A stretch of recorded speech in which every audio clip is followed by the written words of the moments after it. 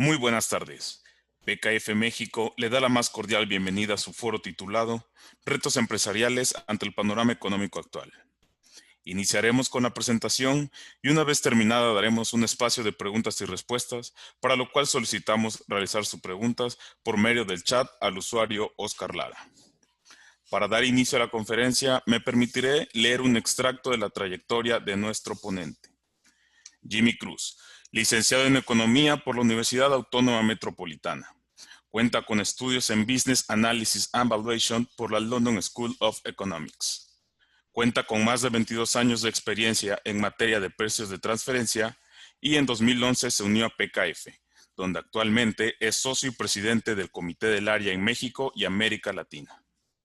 A continuación, Jessica Romero, supervisora del equipo de precios de transferencia de PKF México, dará unas palabras de bienvenida.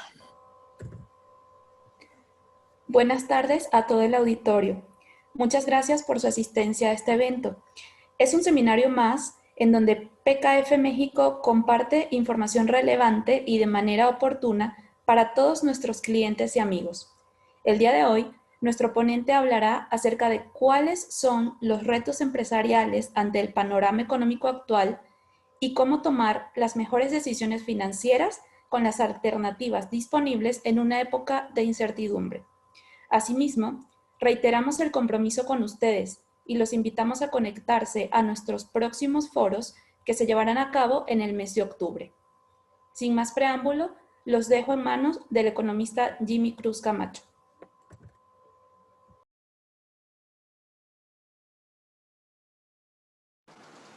Muchas gracias. Bienvenidos a este nuevo webinar, que es uno más de la serie que hemos estado llevando a cabo en los últimos meses. En la primera lámina de esta presentación, les quiero hablar brevemente del panorama general actual. Estamos viviendo una época de incertidumbre sin precedentes en la historia económica moderna. Estamos transitando al mismo tiempo de una sociedad del riesgo a una sociedad que ha sido definida como una sociedad del miedo. Lo único que podría explicar este fenómeno, esta situación que estamos viviendo actualmente, se podría enmarcar en el concepto teórico diseñado por el filósofo Nassim Nicholas Taleb, como lo definió un cisne negro. La teoría del cisne negro se basa fundamentalmente en el hecho de que los eventos sociales, políticos y económicos pueden presentarse de manera inesperada y pueden constituirse de un día para otro en un evento impredecible y difícil de cuantificar. Esto es justamente lo que estamos viendo en la actualidad. Muchos de los economistas el año pasado estábamos pronosticando crecimientos para la economía global de alrededor del 3% y un crecimiento para la economía mexicana que rondaba el 2%. Bueno, esta situación cambió drásticamente a partir de que nos dimos cuenta de que la pandemia le iba a pegar o iba a afectar a la economía global más de lo que nos imaginamos en un principio. ¿Y cómo podríamos entender o qué nos ayudaría a entender la situación actual? Es justamente en la siguiente lámina que les quiero hablar de la dicotomía o de los grandes relatos que tenemos en la cultura occidental en términos económicos. Y vamos a limitarlo a lo económico porque también tiene profundas implicaciones éticas, morales, políticas, sociales, etc. Aquí tenemos a dos economistas. El de la izquierda es Adam Smith y el de la derecha es Carlos Marx. Ambos son autores de los dos grandes relatos económicos de la cultura occidental, como decía hace un momento. El primero logró entender la dinámica y cómo funciona el sistema capitalista. Diseñó los principios de la demanda, la oferta, explicó con total oportunidad el sistema de precios y también el sistema de cómo funciona el mercado. Con eso pudo descifrar cómo iba a funcionar o cómo funcionaba en esas postrimerías el sistema capitalista inglés, que dio origen precisamente en el siglo XVIII con la Revolución Industrial. El de la derecha es Karl Marx. Carlos Marx, economista y filósofo alemán, entendió mejor que nadie, tal vez, hasta la actualidad, precisamente cómo funciona el sistema capitalista y cómo funciona la economía de mercado. Pero aplicando la dialéctica hegeliana, se dio a la tarea de predecir cuál sería el mejor futuro para la humanidad. Y Karl Marx entendió o predijo que el capital, en tanto un ente que se tiene que reproducir imperiosamente, iba a terminar en una globalización y en una reproducción imparable. Es decir, es el origen y el destino del capital, desde su acumulación originaria hasta sus fines últimos. Si Adam Smith estableció los parámetros para entender el mercado laboral y el funcionamiento del capital en la economía, Carlos Marx se dio a la tarea de predecir que existía una dialéctica imparable, una interacción, una pugna y una lucha constante entre estos dos factores, es decir, entre el capital y el trabajo. No entraremos aquí en los fines o en los propósitos o en el estudio teleológico de los fines que hizo Carlos Marx, porque él predijo precisamente la globalización. Entonces, si Smith entendió la mecánica del sistema, Carlos Marx entendió la dinámica. Si Smith, utilizando una analogía muy puntual, entendió cómo funcionaba el motor y el automóvil, Carlos Marx trató de predecir hacia dónde se dirigía ese automóvil. Bueno, esto será como contexto y marco teórico, tal vez de importancia en la presentación que vamos a dar aquí, en tanto el empresario es un elemento importante de la reproducción del capital. Podríamos también abordar la pregunta de qué es un empresario, por lo tanto, ¿qué es la empresa? ¿Sí? Un empresario es fundamentalmente, según su acepción original en el idioma inglés, que fue precisamente en Inglaterra donde surgió el primer capitalismo industrial. Un empresario es tal cual, un entrepreneur, a veces fue definido como un adventurer y también a veces fue definido como un projector. Así entendido, el empresario es un aventurero, es alguien que toma riesgos y es también alguien que administra y gestiona proyectos. ¿Y qué es la empresa? La empresa es justamente ese ámbito, ese lugar y ese espacio físico o más allá de lo físico, ese espacio donde trabajan tanto el empresario como los trabajadores. Es importante mencionar que desde que se originó el capitalismo, desde que podemos contar con las estadísticas adecuadas de cómo se conforman las empresas, el monopolio y el oligopolio han jugado un papel importantísimo en la dinámica empresarial. Pero, ¿qué es un monopolio? Un monopolio es lo que tenemos en todas las economías del mundo desde hace 300 años a la fecha, y es el jugador predominante el que impone los precios y el que impone la calidad. Muchas veces, tal como lo definió Smith en La riqueza de las naciones, esos monopolios venden productos de pésima calidad a precios exorbitantes y con eso generan ineficiencias en toda la economía. Por eso, en La riqueza de las naciones, Adam Smith estableció que una de las razones fundamentales del Estado debería de ser, además de garantizar la vida de sus habitantes y preservar el Estado de Derecho, combatir ferozmente a los monopolios.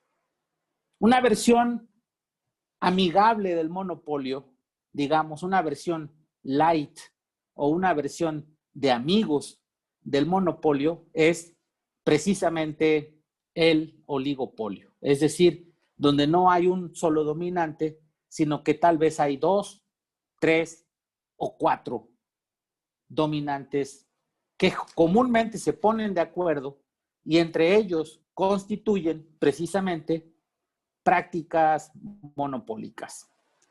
¿Y la competencia perfecta dónde queda? La competencia del mercado, la oferta y la demanda. Bueno, esa sí se puede observar. Cuando yo era estudiante en la Universidad Autónoma Metropolitana, generalmente tomaba el metro todas las mañanas y el mejor mercado de competencia perfecta que he visto, además de los mercados de commodities y los financieros, es el mercado de venta de jugos en las estaciones del metro de la Ciudad de México. Es, por antonomasia, el mercado donde los precios se ajustan automáticamente porque tienes una cantidad impresionante de oferentes, pero también una cantidad impresionante de demandantes al mismo tiempo. Y es donde se ajustan los precios automáticamente porque el oferente o el puesto de al lado se da cuenta inmediatamente si un puesto aumenta o disminuye el precio. Eso no sucede casi en la realidad. Y es uno de los mercados que se han estudiado poco en la economía mexicana, pero que creo que es digno de mencionar. El modelo mexicano es, por antonomasia y por historia y por tradición, un modelo económico en donde predominan los monopolios. En la cultura del maíz, en la cultura en donde se desarrolló en Mesoamérica el concepto de la tortilla en México es un monopolio. ¿Cómo podemos explicarnos que eso suceda? El pan, un elemento básico de la alimentación ibérica, de la alimentación de las personas que vinieron de España, también es un monopolio. Las telecomunicaciones, ni hablar. El cemento también es un monopolio.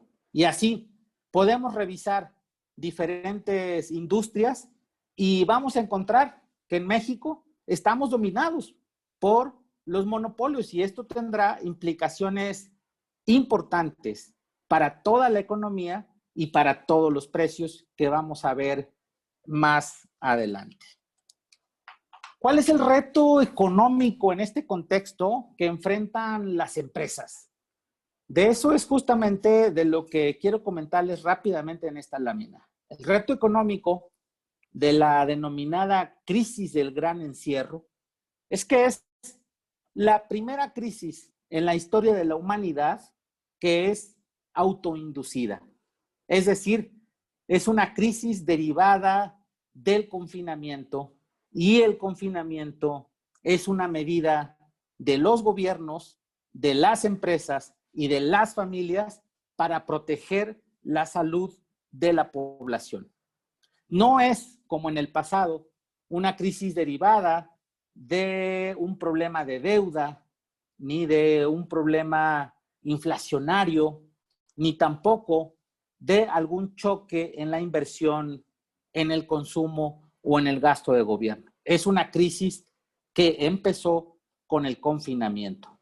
Y al no poder salir los consumidores a sus centros de trabajo o bien a los centros de consumo, centros comerciales, supermercados, etcétera, es que se genera una cadena que nos desplaza la curva de la demanda agregada, como podemos ver en la gráfica, la DA1, hacia la izquierda, es decir, hacia la DA2.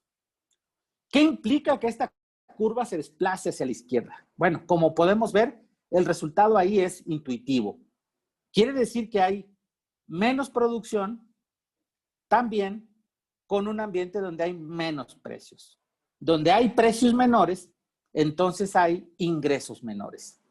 Por lo tanto, a una menor producción le corresponde un ingreso menor. Eso es justamente lo que ha pasado con esta crisis del confinamiento. ¿Cómo podemos entender el indicador principal de la economía capitalista? Para entender el indicador principal de la economía capitalista, solo tenemos que saber contar hasta 4. 1, el principal bloque, el primero de la economía es el consumo. El segundo es la inversión. El tercero es el gasto de gobierno y el cuarto es el saldo de la balanza comercial, que resulta de las exportaciones menos las importaciones.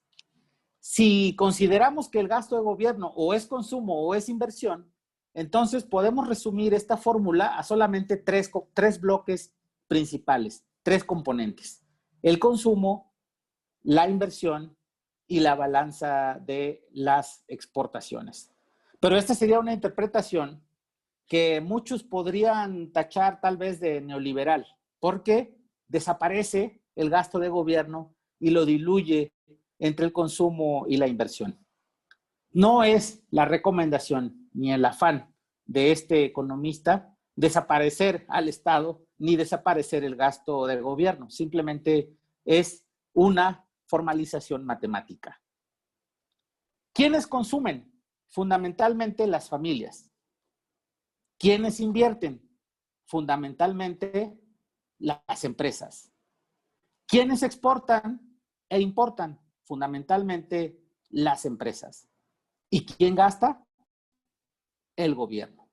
Ahí tenemos a los 3 agentes principales de toda economía actual, de toda economía que funciona en la actualidad. Dicho esto, quiero decirles cómo van las expectativas de crecimiento según el Fondo Monetario Internacional y cómo se veía precisamente el panorama en el mes de octubre del 2019. En el mes de octubre del 2019, el mundo estaba esperando un crecimiento para la economía global del 3%. Un crecimiento para las economías desarrolladas del 1.7% y un crecimiento para los mercados emergentes del 3.9%. ¿Pero qué pasó? Apareció el cisne negro, el evento impredecible, prácticamente incuantificable del COVID-19 y la pandemia, el confinamiento subsecuente y la expectativa de los agentes económicos de una disminución en la demanda agregada global, recuerdan la gráfica, nos lleva a proyecciones revisadas para este año de 2020, emitidas por el Fondo Monetario Internacional en mayo, que van de la siguiente manera. Una contracción para todo el mundo de 4.9%. Una disminución para América Latina y el Caribe de 9.4% en el Producto Interno Bruto. Una caída para todos los mercados, para todas las economías, sin precedentes en 100 años. Como pueden ver en las gráficas, se explican por sí mismas. Hay una inversión en el ciclo de acumulación, de crecimiento, de consumo, de inversión y de tanto de gasto de gobierno como de exportaciones e importaciones. En la siguiente gráfica les quiero mostrar cómo afecta esto a la economía mexicana. Muy bien, en PKF México hemos hecho proyecciones en donde, de acuerdo a distintas fuentes de reconocida validez teórica, académica o de negocios, proyectan caídas que van desde el 6.5% para el 2020 hasta más del 13% para este año. El rango intercuartil de variaciones estadísticas, en este caso, de acuerdo a nuestra estimación, diría o nos diría que tendremos una caída entre el 8.55% para este año y el 10.01% para el cierre del 2020. Pero, ¿qué significa una caída de 10.01% del Producto Interno Bruto mexicano? Bueno, cada punto porcentual del PIB mexicano es aproximadamente 12,000 millones de dólares. Lo que quiere decir que 10% del Producto Interno Bruto mexicano son 120,000 millones de dólares. 120,000 millones de dólares que este año no estarán ni en el consumo, ni en el gasto de gobierno, ni en la inversión, y que por supuesto tampoco estarán en las exportaciones ni en las importaciones. Esta es una cifra realmente impresionante para la economía mexicana, porque es varias veces el Producto Interno Bruto de muchas economías de Centroamérica o muchas veces el Producto Interno Bruto de varios países comparables al mexicano. ¿Cuál es el reto financiero entonces en esta perspectiva para las empresas mexicanas? El reto financiero nosotros lo hemos diseñado en 10 puntos a considerar. Uno, ante el posible desplazamiento hacia la izquierda, como mencionábamos anteriormente, de la curva de demanda, pues esto evidentemente se verá reflejado como una disminución en las ventas. Y como sabemos, prácticamente todas las empresas están diseñadas para generar ingresos y para tener ventas. Entonces, si vamos a tener menos ventas, esto va a afectar la esencia fundamental de las empresas. Si, por otro lado, el efecto de la crisis también impacta a la oferta agregada, entonces tendremos un efecto doble en las empresas, porque vamos a tener una disminución en la producción y en el ingreso, tanto por el lado de la demanda de los bienes y servicios, como por el lado de la disponibilidad, es decir, de la oferta de esos mismos bienes y servicios. Esa es la gran particularidad de esta crisis, que le va a pegar tanto a la oferta como a la demanda. Si a esto añadimos que podemos tener una rigidez, que normalmente es lo que sucede en la curva de costos y gastos, entonces, ante un desplazamiento a la izquierda de la demanda agregada, lo que tenemos es una disminución automática en las utilidades. O incluso podemos tener una pérdida. Ante el posible impacto desfavorable del ciclo de recuperación del efectivo, pues también podemos experimentar las empresas una mayor rotación en las cuentas por cobrar o una mayor rotación en nuestros inventarios. Y esto puede afectar particularmente el flujo de las empresas, porque, como ustedes sabrán, a nadie le sirve tener inventarios detenidos si no los puedes vender. El punto número 5 de nuestro análisis nos diría que también podemos tener un efecto importante de esta crisis por la interrupción en las cadenas de suministro. ¿Qué quiere decir? Que ante el cierre de muchos negocios y de muchas empresas que fueron consideradas como no esenciales, lo que vamos a tener entonces es que ante el cierre de centros comerciales, centros de diversión, bodegas, transportistas, navieras, aerolíneas, etcétera, lo que tenemos es entonces una interrupción sin precedentes en la cadena de compra y venta de productos y servicios, que es como el sistema sanguíneo de la economía actual.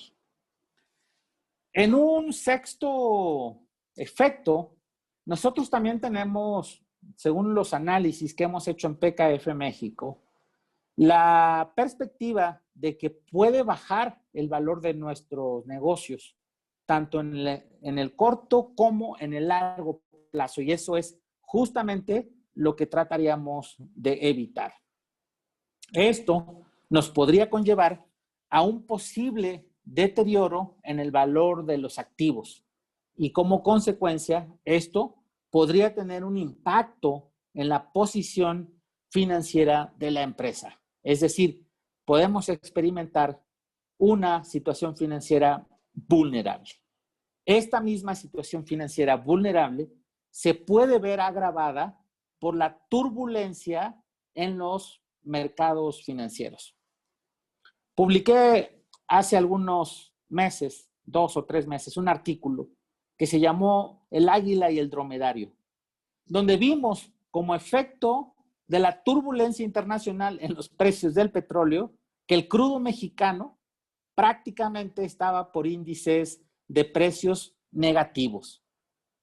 ¿Qué fue lo que sucedió? Bueno, ante la expectativa de una disminución en la demanda agregada global y de un sobreinventario de las empresas petroleras, los agentes económicos se dieron cuenta de que las empresas productoras y los países productores de petróleo en el mes de marzo prácticamente estaban dispuestos a pagar para que los demandantes o las empresas que demandan el petróleo se lo llevaran de los contenedores y de los depósitos. Pero esto vino también como consecuencia de una decisión de los organismos internacionales más poderosos en el mercado petrolero, particularmente la Organización de Países Exportadores de Petróleo y su líder, Arabia Saudita. Lo que pasó, en pocas palabras, es que los árabes desplazaron como decisión de política de mercado al petróleo mexicano.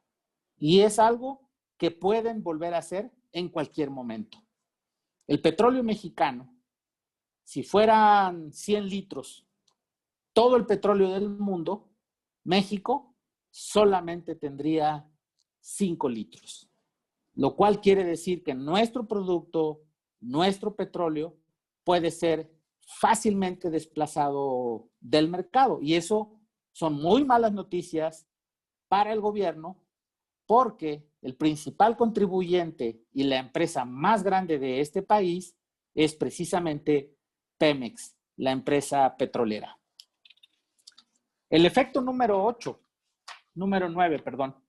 Pero recapitulando el efecto número 8, les diría que no estamos a salvo de la turbulencia financiera. La turbulencia financiera, en tanto no acabe esta crisis económica, llegó para quedarse. En el punto número 9, también hemos detectado que el impacto por la pérdida en la capacidad instalada puede tener un efecto importante para las empresas. Es decir, empresas que tienen capacidad de producción de bienes o de servicios de todo común índice 100 pueden ver afectada su capacidad instalada y tal vez llegar a índices del 50, del 40, del 30%. Esto conlleva efectos importantísimos, pero uno de los más importantes que nosotros hemos detectado es el efecto número 10, la posible pérdida, despido o retiro de nuestro personal, que es el recurso más valioso con el que contamos las empresas.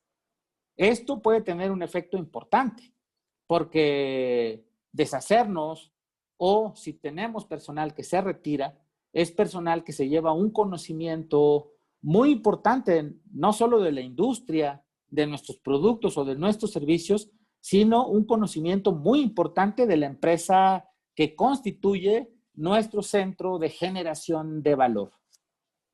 En resumen, en la lámina 11 les mostraré cuáles podrían ser los principales impactos de esta crisis. Ante todo, puede haber problemas de liquidez para las empresas y muchas tal vez ya lo están enfrentando.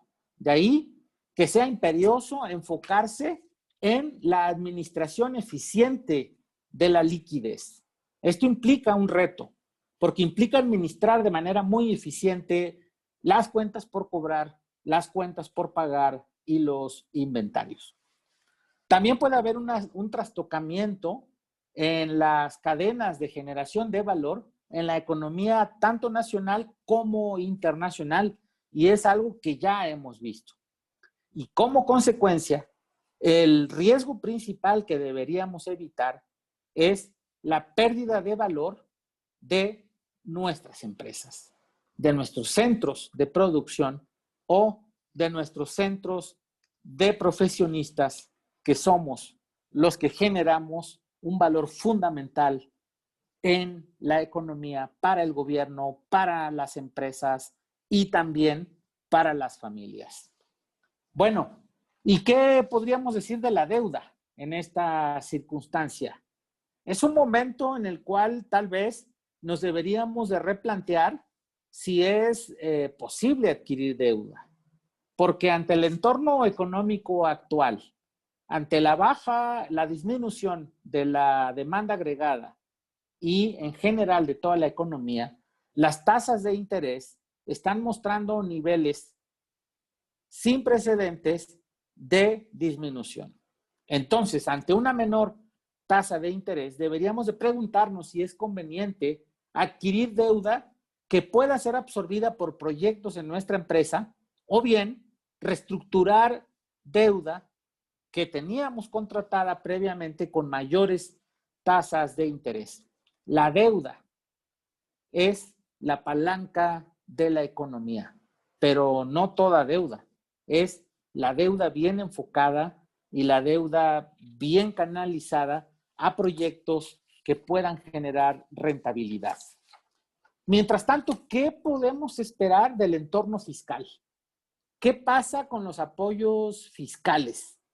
Bueno, pues ante este entorno y ante esta situación, tenemos que el gobierno, como un agente económico de los que mencionábamos, recuerdan, hay que recapitularlos, los principales agentes económicos son las empresas, las familias y el gobierno. El gobierno está ante un estrés financiero también sin precedentes.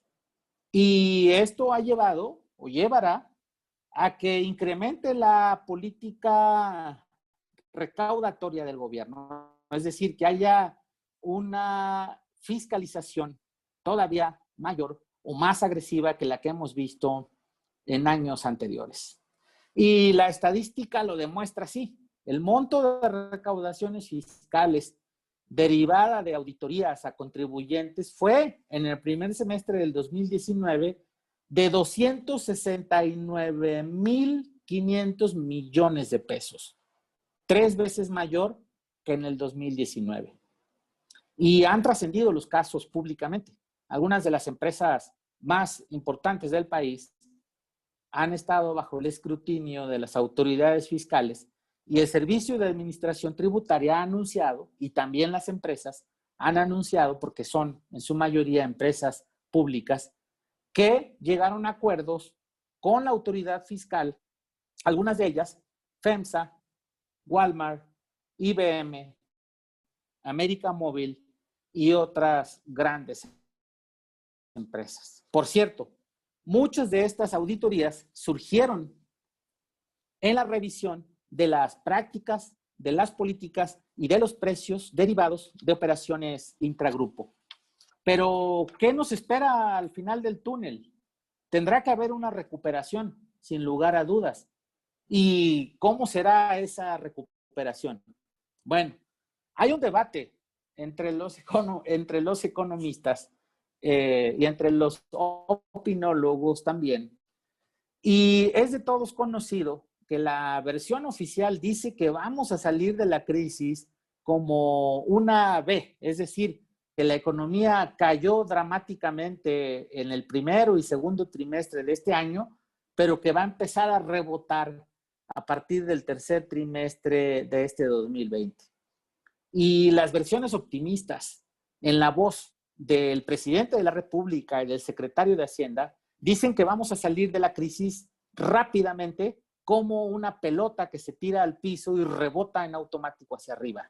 Bueno, la expectativa de los analistas más serios y de economistas que estudian un poco más las tendencias, los indicadores adelantados, el consumo, la inversión, etcétera, nos dicen que la recuperación no podría ser tan rápida.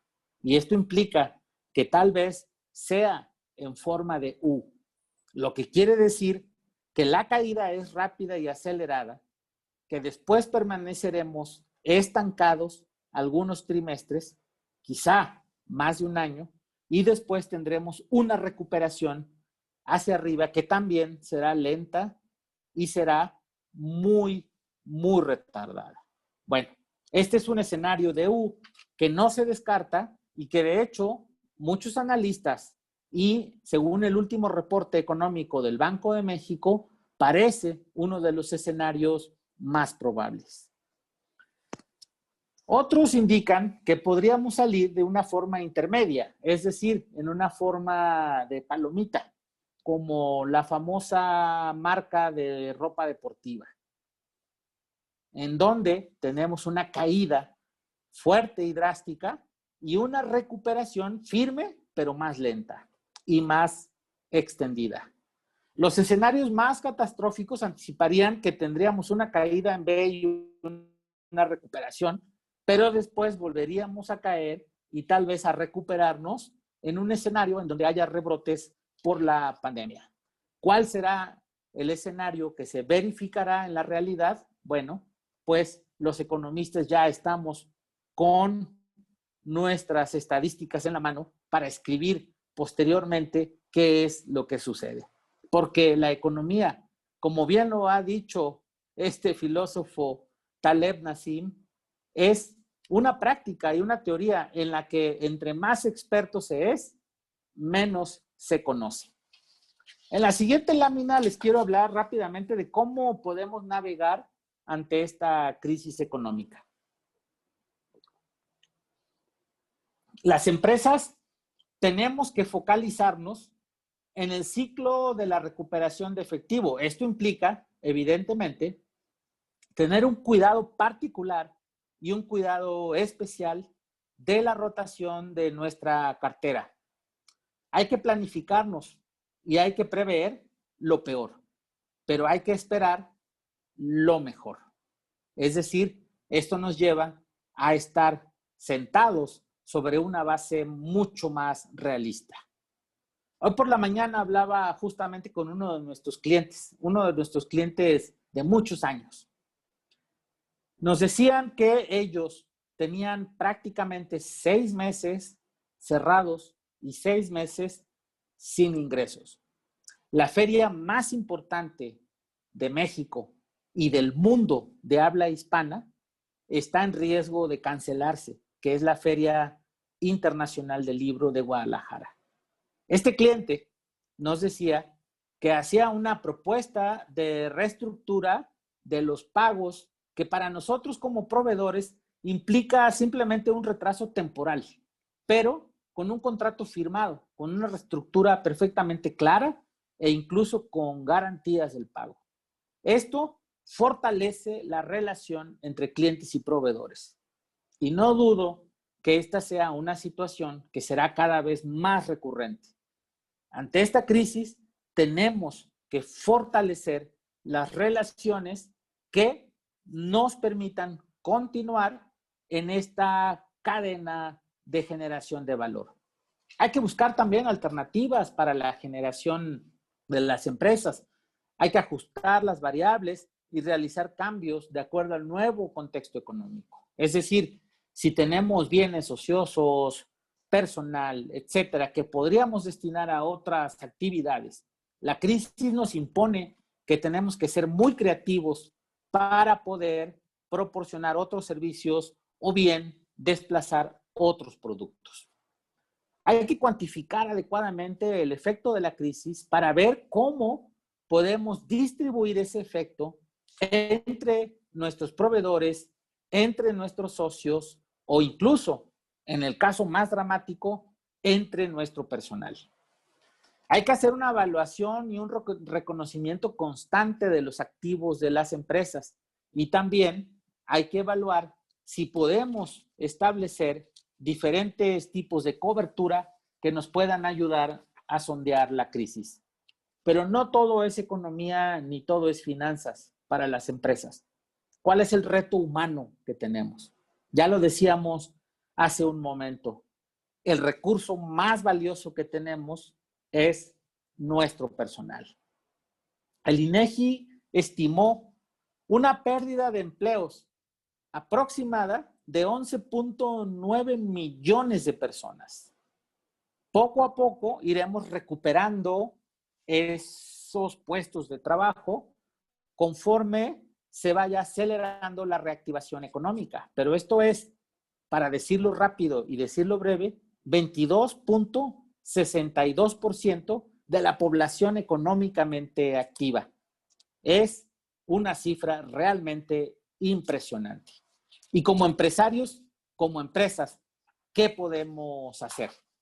Bueno, podemos establecer los principios para constituir cada vez empresas más humanas.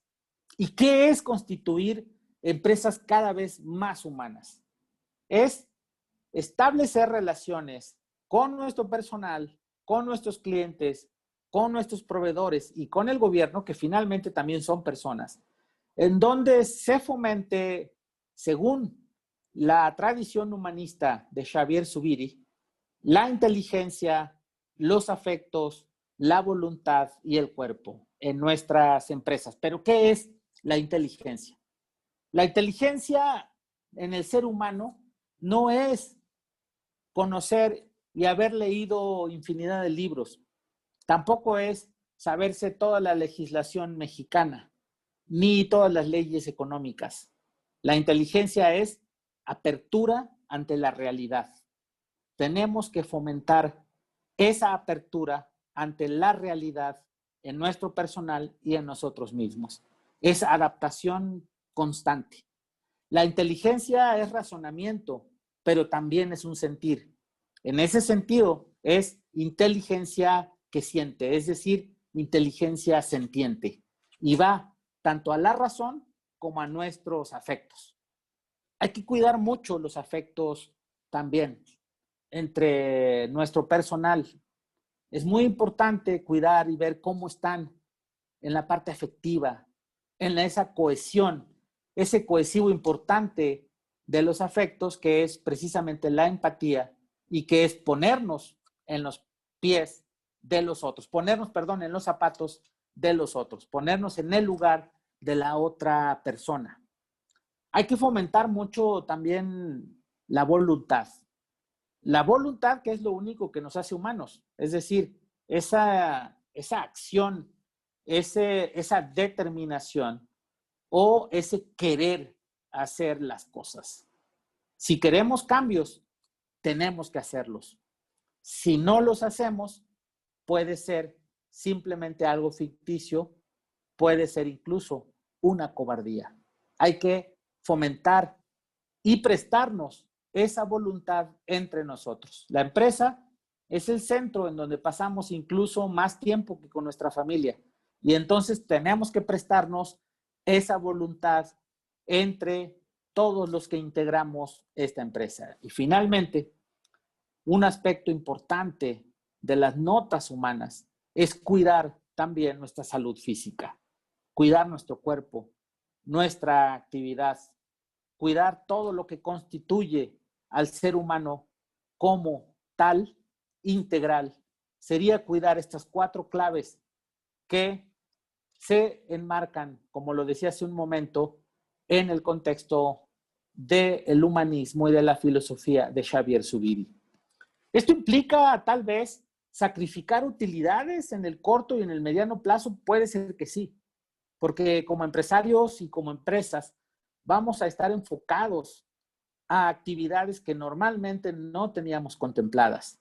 Pero esto, en el largo plazo, podría llevar a mantener el valor de nuestros negocios, lo cual implica que nos vamos a sostener y vamos a poder sortear esta crisis. Finalmente, les quiero comentar rápidamente de cuáles son los retos éticos que enfrentamos actualmente. Sobre si la economía es moral o no, se ha debatido mucho. Han corrido mares de tintas al respecto. La teoría más sensata que un servidor ha leído, que no tiene que ser la que ustedes compartan, es que la economía no puede ser moral. Y no puede ser moral simplemente porque no es ni inmoral ni moral. Simplemente es amoral. Es decir, las leyes económicas en el entorno actual no se pueden someter al escrutinio de la moral porque no podemos juzgar que los agentes económicos tengan incentivos económicos que van a favor del beneficio propio y del beneficio de toda la sociedad. No podríamos establecer un intento en el cual diríamos que todos los actos económicos tengan que apegarse a un imperativo categórico. Es tanto como preguntarnos si el deporte es moral o no. Bueno, habrá personas que practiquen el deporte de forma inmoral y que hagan trampa, son tramposos, pero eso no quiere decir que el deporte sea inmoral. Lo que quiere decir es que la persona es inmoral. Si la economía no puede ser moral, entonces, ¿qué puede ser? Pues precisamente puede ser humana, puede fomentar y alentar estas notas de la humanidad. Estamos ante un reto sin precedentes, en un mundo posmoderno, en donde los grandes relatos se han desmoronado y se han desdibujado. El cristianismo, el iluminismo, el relato capitalista e incluso el relato marxista hoy están desdibujados. En este contexto, entonces, los pequeños relatos, lo que sucede todos los días, las pequeñas cosas y hasta los relatos que no se ven o no se cuentan, importan mucho. Tenemos que poner atención, entonces, a esos microrelatos que suceden todo el tiempo en nuestras empresas, en nuestros clientes y en nuestros proveedores. Finalmente, quiero terminar esta presentación con una breve reflexión sobre lo que es hoy socioeconomía según la tradición griega. Antes de que se establecieran las leyes económicas, existía el concepto como unidad de producción y de bienestar en el Mediterráneo, particularmente en Grecia, en donde un grupo de personas, particularmente familiares, colaboradores, constituían una sociedad que producía bienes para el bienestar de ese círculo familiar y social cerrado, sin importar cuáles eran las utilidades. Era una unidad de administración de valores, una unidad de administración de bienes. ¿Y dónde quedaba la economía? Es decir, ¿dónde quedaban las actividades que hoy propiamente denominaríamos económicas? ¿Dónde quedaba el comercio, el lucro, incluso la especulación, el préstamo y el interés? Bueno, eso quedaba en manos de la crematística y la hacían fundamentalmente personas que no eran de origen griego y que finalmente se impusieron en algo que hoy se llama un sistema económico capitalista. Si podemos rescatar ciertos valores del oikos, de ese sistema que administraba los valores sin fines de lucro, quizá podríamos encontrar una solución temporal a la crisis actual. Muchísimas gracias.